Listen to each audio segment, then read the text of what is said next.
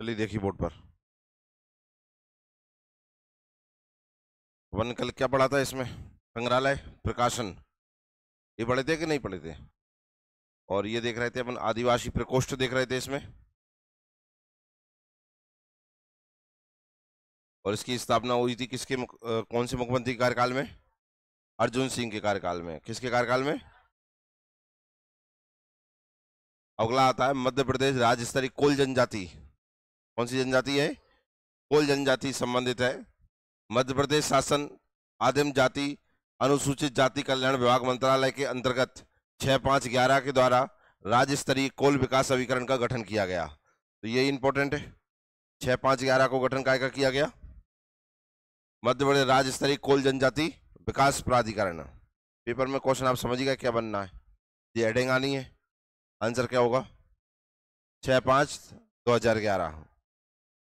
इस अभिकरण की शासकीय निकाय में अध्यक्ष एवं सदस्य निम्नानुसार होंगे। राज्य शासन द्वारा कोल जनजाति से नाम निर्दिष्ट व्यक्ति अधिकतम 3 वर्ष के लिए अध्यक्ष बनेगा। जो भी अध्यक्ष बनेगा वो कौन सी जनजाति का होगा, कोल जनजाति का होगा। क्लियर है। फिर सदस्य बनेंगे, अशासकीय सदस्य होंगे और शासकीय सदस्य दोनों प्रकार के होंगे। अशासकीय सदस्य राज्य शासन द्वारा नाम निर्दिष्ट 5 व्यक्ति कितने होंगे, अधिकतम 3 वर्ष। तो कंफ्यूजन नहीं है, 3 के लिए ये बनेंगे और 3 के लिए ये बनेंगे। शासकीय सदस्य प्रमुख सचिव मध्य प्रदेश शासन जनजातीय कार्य विभाग से ही होगा, ये इसका सदस्य बनेगा। ये कुछ याद नहीं करना है अपन को, ठीक है। अब जिला वो हो गया कि देखिए इधर देखना ध्यान से। राज्य शासन द्वारा कोल जनजाति गया राज्य स्तरीय है। कौन सा, स्थापना कब हुई 6/5/11 को। अध्यक्ष और सदस्यों का कार्यकाल कितना, 3। एक ही अध्यक्ष होता है, सदस्य 5 लिखे हमने। कितने लिखे, 5। अब आता है कौन सा, जिला स्तरीय प्रकोष्ठ। अभिकरण के कार्य को जिला स्तर पर संचालन हेतु जिला रीवा, सतना, सिंगरौली, सीधी, शहडोल, अनूपपुर, उमरिया, कटनी, जबलपुर, डिंडोरी, नरसिंहपुर में सहायक आयुक्त जिला संयोजक कार्यकाल में पृथक से कोल जनजाति विकास प्रकोष्ठ का गठन किया गया है। ये कतई नहीं आएगा पेपर में, जिला मिला ना पाए।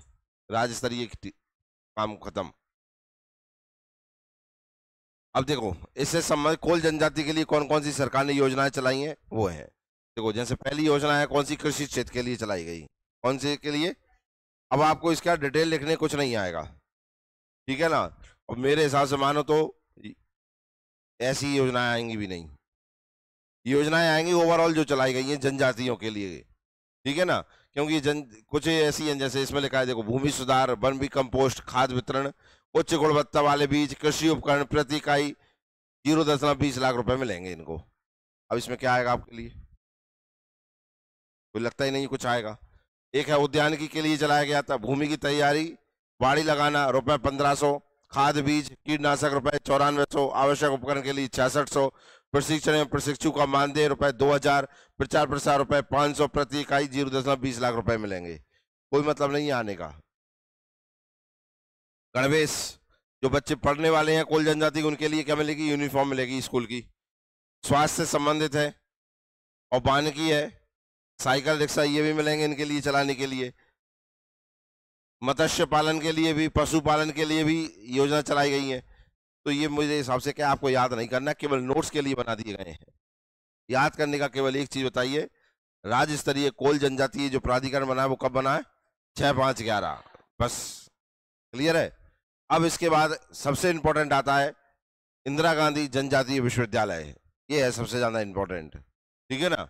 स्थापना कब हुई इसकी, विश्वविद्यालय अधिनियम 2007 के तहत वर्ष 2008 में इसकी स्थापना वर्ष याद रहा। अभी तक पेपर में आता था ये कहाँ था, हमेशा ये क्वेश्चन आया है अमरकंटक में। लेकिन अब आपको इसमें स्थापना वर्ष पूछा जा सकता है क्योंकि जनजाति विशेष यूनिट है आपकी। स्थान अमरकंटक, अनूपपुर। विशेष क्या है, इंदिरा गांधी जनजातीय विश्वविद्यालय अपनी तरह का भारत का पहला जनजातीय विश्वविद्यालय है, ठीक है ना। आवासीय विश्वविद्यालय विद्यालय देखिए, विशेष पिछड़ी जनजाति समूह के छात्र एवं छात्राओं के विशेष शिक्षा व्यवस्था के लिए प्रदेश में 3 आवासीय विद्यालय जबलपुर, गुना और इंदौर में संचालित हैं। कौन से आवासीय विद्यालय, किससे संबंधित, विशेष पिछड़ी जनजाति समूह के छात्र छात्राओं के लिए आवासीय विद्यालय कहां पर, कितने जिलों में? मध्य प्रदेश के 3। कहां कहां पर है? क्लियर है? इन विद्यालयों में 600 सीट प्रति विद्यालय के मान से 300 बालक और 300 बालिकाओं हेतु स्वीकृत हैं। आवासीय विद्यालयों में विद्यार्थियों को निःशुल्क आवासीय एवं शैक्षणिक समस्त सुविधाएं प्रदान की जाती हैं। ये बता दिया है। पेपर में ये तो पूछेगा नहीं कभी, पेपर के लिए इंपॉर्टेंट है। विशेष पिछड़ी जनजाति के लिए आवास विद्यालय कहां पर है?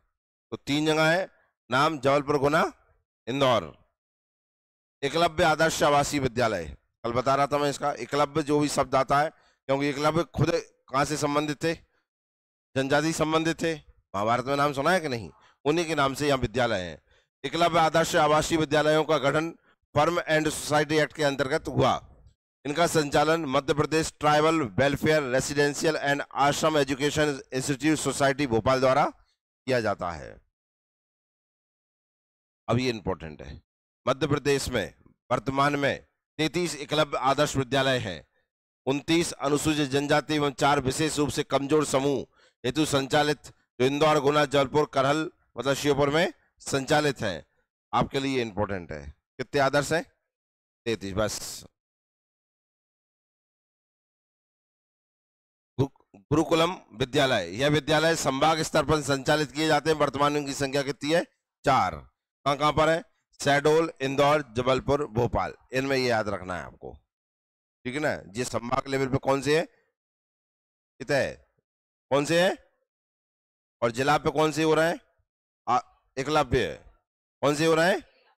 कितने हैं वे? 33। जी कितने हैं? 4। अगला है क्रांति सूर्य टांटिया भील विश्वविद्यालय। मुझे लगता है आप समझ गए होंगे कितना इंपॉर्टेंट है। खरगोन जिले में प्रस्तावित है विद्यालय 170 करोड़ की लागत से बनेगा। कितनी लागत से? इस विद्यालय की घोषणा झाबुआ में जनजाति महासम्मेलन में प्रधानमंत्री द्वारा की गई थी। मामा द्वारा नहीं, मामा तो घोषणा वीर है, ठीक है ना। मामा तो चले गए, उनके नहीं, किसके द्वारा? प्रधानमंत्री, ठीक है ना। तो ये इंपॉर्टेंट, वेरी वेरी इंपॉर्टेंट है। फिर आते हैं इनसे संबंधित क्रीड़ा स्थल, खेल मैदान, केवल जनजातियों हम ध्यान रखना, अंतर बता देता हूं मैं आपको। जब आप पूरे मध्य प्रदेश के लिए पढ़ेंगे, हम सबके लिए पढ़ेंगे, तो वहां अकादमियां हैं, एकेडमी है, क्या है? और यहाँ आप पढ़ेंगे परिसर। क्या पढ़ेंगे? लिखा होगा वो तो, खैर ठीक है ना। विशेष क्रीड़ा परिसर, बालक क्रीड़ा परिसर कहाँ? इंदौर। कैसे संबंधित है? एथलेटिक्स, स्विमिंग और डाइविंग। श्योपुर में काय का है? एथलेटिक्स का। खरगोन में काय का है? जिम्नास्टिक का। शहडोल में काय का है? क्लाइंबिंग और बोल्डरिंग का। जबलपुर में साइकिलिंग का। धार में टेबल टेनिस और बैडमिंटन का। और झाबुआ में तीरंदाजी का। ये जनजातियों के लिए बनाए गए हैं, ठीक है ना। अब आते हैं जनजातीय संग्रहालय। इंदिरा गांधी मानव संग्रहालय, मुझे लगता है कि पूरे भारत के लिए इंपॉर्टेंट, ठीक है ना। चाहे इंडिया लेवल का हो, चाहे मध्य प्रदेश का, सब में पूछा जाता है। स्थापना कब हुई थी? 1977 में। कहां पर है? फिर बाद में कहां कर दिया? 1970 संस्थान भोपाल स्थानांतरित किया गया। दिल्ली से भोपाल आया है, उल्टा हुआ है इसमें। तो कहां से जाते हैं? छोटे से बड़े की ओर। उद्देश्य क्या है? संपूर्ण भारत की लोक कला, अनुसूचित जाति जनजाति के आधार विकास, मानव सभ्यता के विकास और उद्भव की कहानी प्रस्तुत करना है। पेपर में क्या पूछेंगे? जे क्या पूछा जाता है अधिकतर? स्थापना आज तक ना पूछी, ठीक है ना। क्या पूछा जाता है? स्थान। स्थान कहाँ है? बस, ठीक है ना। राज्य स्तरीय संग्रहालय, देखिए वो पढ़ रहे थे, कौन सा भी नाम क्या था? अब ये कौन सा है? मध्य प्रदेश राज्य जनजातीय संग्रहालय। स्थापना कब हुई? 1964 में। 6 जून 2013 नवीन भवन की स्थापना। स्थान कहाँ है? इस भवन की रूपरेखा रेवाची कामकत ने तैयार की थी। ये इंपॉर्टेंट है। किसने? काय की? अपने बोलो। जनजातीय संग्रहालय, राज्य जनजातीय संग्रहालय, स्थापना 64 में। और बनाया किसने? ठीक है ना। जन सम्मान को जनजातीय समारोह, शिविर, प्रदर्शनियों से जोड़ने के लिए संग्रहालय मित्र योजना का प्रारंभ किया गया। संग्रहालय का प्रकाशन किया जाता है चौमासा और अनुषंग पत्रिका, 2 पत्रिका प्रकाशित की जाती हैं। किसके द्वारा? राज्य स्तरीय संग्रहालय के द्वारा। कितनी? एक है चौमासा और एक है अनुषंग। संग्रहालय में दीर्घाएं, दीर्घाओं को दूर छोड़ दो, इसलिए है वे कि दीर्घा है, दूरी रखे रहना इन्हें, कोई नहीं पढ़नी है। आदिवासी नहीं सॉरी आदिव्रत आदिवासी कला संग्रहालय स्थापना कब हुई थी? 2001। स्थान कहाँ है? खजुराहो में। बस इतना सही याद रखना है। खजुराहो में भी कहाँ पर? मतलब खजुराहो कहाँ? छतरपुर में। तो आदिव्रत आदिवासी कला संग्रहालय कहाँ पर है? खजुराहो में। श्री बादल भोई आदिवासी संग्रहालय स्थापना कब हुई थी? 1954। स्थान कहाँ है? 8 सितंबर 1997 को बादल भोई जनजातीय संग्रहालय किया गया। पहले इसका नाम कुछ और था, 97 में भी है, खैर पेपर में कभी नहीं पूछेंगे। स्थान कहाँ है? क्लियर है? अगला 15 अगस्त 2003 से सभी पर्यटकों के लिए खोला गया तथा इसमें आदिवासी गोत्र चिन्ह प्रदर्शित किए गए हैं। ठीक है ना, ये तुम्हारे लिए बता रहे हैं, कभी जाओ तो दिख गया जाना। सहरिया जनजाति संग्रहालय सबसे इंपॉर्टेंट अब ये है, ये तो मुझे लगता है पेपर में छपा हुआ मिलेगा तुम्हें। स्थापना कब हुई थी और कहां पर है? श्योपुर में। सहरिया विकास प्राधिकरण के पदेन अध्यक्ष एवं तत्कालीन ग्वालियर चंबल कमिश्नर श्री अजय शंकर ने 1986 में सहरियाओं के संरक्षण एवं उनको संस्कृति पर शोध हेतु एक पुरातत्व संरक्षण समिति बनाई, जिसने सहरिया संग्रहालय स्थापित करने की अनुशंसा की। यह संग्रह पूरे देश में एकमात्र सहरिया संग्रहालय है। रानी दुर्गावती संग्रहालय कहाँ मिलेगा? जबलपुर में। कब बना था? इस संग्रहालय में कलचुरी और गौड़ राज्य की पुरा सामग्री सुरक्षित है। इस संग्रहालय में रानी दुर्गावती के रणकौशल, साहस एवं वीरता की कहानी कहता है। कुछ नहीं कहता है, तुम्हें पता है संग्रहालय नाम से आते हैं पेपर में और पूछते हैं कहां पर है, तो कहां पर है? बस खत्म। राजा शंकर शाह संग्रहालय कहां पर है? जबलपुर में। ठीक है ना। टांट्या भील संग्रहालय कहां पर है? इस संग्रहालय में टांट्या भील एवं भीमा नायक की प्रतिमा स्थापित है तथा उनके जीवन पर आधारित चित्र भी बनाए गए हैं, देख के आना है तुम्हें। जनजातीय संस्कृति संग्रहालय कहाँ है? आदिवासी संग्रहालय कहाँ है? ये इंपॉर्टेंट है। कौन सा? आदिवासी संग्रहालय कहाँ पर है? पातालकोट। जनजातीय प्रकाशन, प्रकाशन मतलब कौन कौन सी इन पर पत्रिका चल रही है? अनुसूचित जनजाति के लोगों तथा उनकी जीवन संस्कृति पर आधारित विभिन्न छाया प्रतियों को जनजातीय अनुसंधान एवं विकास संस्था भोपाल द्वारा प्रकाशित किया जाता है। अभी इंपॉर्टेंट, किसके द्वारा प्रकाशित किया जाता है? तो किसके द्वारा? भोपाल के द्वारा। मूर्खों, जनजातीय अनुसंधान एवं विकास संस्था द्वारा। ठीक है ना। भोपाल, भोपाल कहूंगा आदमी है, कहूंगा विभाग है का? जनजातीय अनुसंधान एवं विकास संस्था भोपाल द्वारा प्रकाशित की जाती है। ठीक है ना। प्रमुख जनजाति प्रकाशन देखिए, आदिवासी धरोहर प्रकाशित की जाती है। क्या? फिर गौड़ हिंदी शब्द को अब मैं जो बताऊंगा वो याद करना है तुम्हें, क्योंकि अभी हाल देख के चक्कर आएंगे आपको। आदिवासी धरोहर प्रकाशित की जाती है। ठीक है ना। बाकी की देखने वाली हैं, ये देखो, याद करोगे? करोगे? नहीं करना है। ठीक है ना। देख रहे हैं आप? करेंगे याद? नहीं करेंगे हम। अगला वन्य प्रकाशन कौन सा है? 1980 में मध्य प्रदेश शासन आदिम जाति, अनुसूचित जाति एवं पिछड़ा वर्ग कल्याण विभाग के उपक्रम के रूप में हुई। वान्या का पंजीयन मध्य प्रदेश फार्म एवं सोसाइटी मध्य प्रदेश भोपाल द्वारा किया गया। उद्देश्य क्या है? आदिवासी के हित में आदिवासी संस्कृति संबंधित श्रेष्ठ साहित्य को आदिवासी समाज में पहुंचाना। ठीक है ना। केवल क्या याद रखना है तुमको? इसमें तो क्वेश्चन भी कराए थे, मैंने कहा था, ध्यान आ रहा है? क्या क्वेश्चन था?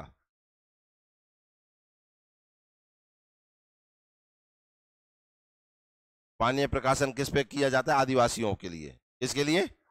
बस इतना से ध्यान रखना। तुम खाए देता हो, इतना फालतू का देख रहे हैं, हटो। हाँ, मध्य प्रदेश सामुदायिक जनजाति रेडियो केंद्र। अब कौन सा केंद्र है?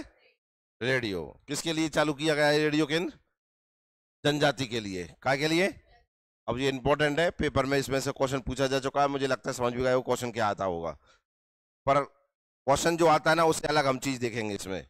मध्य प्रदेश के अलीराजपुर जिले के भावरा में विश्व के पहले भेली सामुदायिक रेडियो केंद्र आरंभ होने के बाद गौड़, बैगा, सहरिया, कोरकू, भारिया बहुल क्षेत्रों में सामुदायिक जनजातीय रेडियो केंद्र निम्नानुसार है। क्वेश्चन तो ये बन गया, विश्व के पहले भेली सामुदायिक रेडियो केंद्र कहां पर है?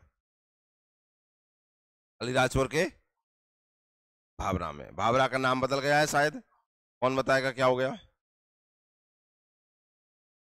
हाँ, कितनी अच्छी से कही सबने, लय में। हाँ सर, भाभरा का नाम अधिकतरों को तो पता है। हाँ राजा, क्या हो गया है? भाभरा का नाम बदल क्या हो गया? क्यों हो गया? क्योंकि जन्म हुआ था किसका? चंद्रशेखर आजाद का। कहां पर? इसलिए भाभरा का नाम बदल। पर भाभरा में क्या है? बेलई समुदाय रेडियो केंद्र, विश्व का पहला। अब जितनी और जनजाति देख रहे हैं आप, इनके भी केंद्र बन गए हैं, तो इन्हें भी याद रखना है। अभी तक आप केवल एक पढ़ते थे, विश्व के पहले बेलई समुदाय रेडियो केंद्र अलीराजपुर भाभरा। अब इन सबके भी याद रखना है। बैगा 2 जगह है, डिंडोरी और बालाघाट। कोरकू का कहाँ है? खंडवा में। गोड़ का कहाँ है? भील, भील धार और झाबुआ में। सहरिया श्योपुर में। भारिया छिंदवाड़ा में और भील गुना में। ठीक है ना? मवासी जनजाति शब्दकोश, मवासी जनजाति शब्दकोश। मवासी एक जनजाति है, जनजातियों के अपने अपने भाषा होती है। जैसे तुम्हारी भाषा घर की है कि नहीं है? घर में अलग तरीके से बोलते हो कि नहीं बोलते हो? भाई घर वाले ही समझ पाएंगे वह भाषा, बाहर वालों अभी नहीं समझाया पाएगा। तो अगर किसी और को समझाना है तो क्या करना पड़ेगा? बात बताना पड़ेगी। हम जो बोलेंगे तो जो समझने हैं, इसी को कहते हैं शब्दकोश, डिक्शनरी बनाना। समझ में आया कि नहीं आया? तो मवासी जो है जनजाति, इसके शब्दकोशों के ऊपर शब्दकोश बनाया गया है, अब तो विलुप्त पे है। मध्य प्रदेश की आदिम जाति अनुसंधान एवं विकास संस्था द्वारा छिंदवाड़ा जिले की मवासी जनजाति की बोली का शब्दकोश तैयार किया गया है। कहां पर रहती है ये जनजाति?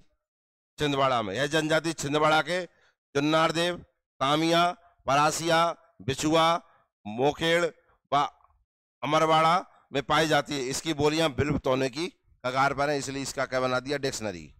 ठीक है ना? काम खत्म। समझ में आया कि नहीं आया? लगभग ये मान के चलो कि आपका 10 यूनिट खत्म हो गई। समझ में आया कि नहीं आया? क्यों सही यार? 99% खत्म। योजनाएं रही हैं, क्या रही हैं? योजनाएं रही हैं। ठीक है ना? थोड़ा सा लोक कला एवं संस्कृति भी रही है, और वो इसलिए नहीं पढ़ाएंगे आपको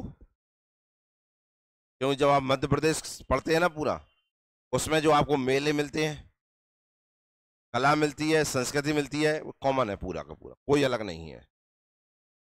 समझ में आया ना? तो वहां याद करो सो जहां याद करो, दोनों के याद हो जाते हैं। क्लियर हुआ कि नहीं? क्योंकि सबका याद करना पड़ता है हमें को। तो ऐसा थोड़ी है कि बाकी सबका अलग करेंगे और जनजाति का अलग करेंगे। मिला जुला सब में दिया है तो सबको याद करना। मेले, त्योहार, समारोह, इस जितने भी होते हैं वे सबके कॉमन ही है। इसलिए कह रहा हूँ क्या, 99% खत्म हो गई। योजनाएं जो है बोर्ड पे कराने वाली तो है नहीं है, योजनाओं का तो मैं आपको PDF दूंगा।